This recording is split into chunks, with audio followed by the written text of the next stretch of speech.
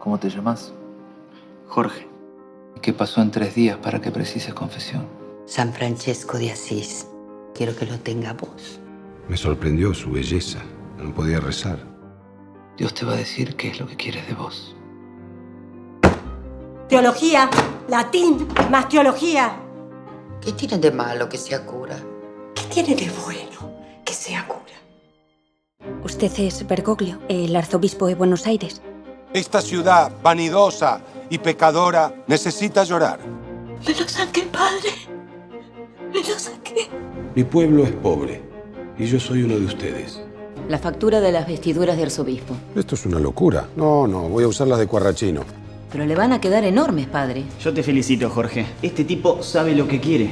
No voy a tener nietos. No vas a tener hijos. Te vas a quedar solo. Solo. Los curas deberían poder casarse, ¿no? ¿Para qué? Para tener una suegra. Debe tener enemigos muy poderosos. Los tengo. ¿Está enterado de que estamos en una guerra impúdica? Sugerirle que afloje un poco con el tema de la corrupción, nada más que eso. ¿Usted cree que me voy a callar por miedo?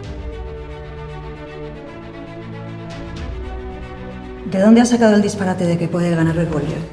Bergoglio, ¿Quién te dice que al final termina siendo el nuevo papa? Bergoglio. No van a elegir a alguien que pidió la jubilación. Pero no me dijo que el que elegía era el Espíritu Santo. Bergoglio. Él puso al Evangelio en su sitio, el sitio de la lucha contra la pobreza. Habemus Papa.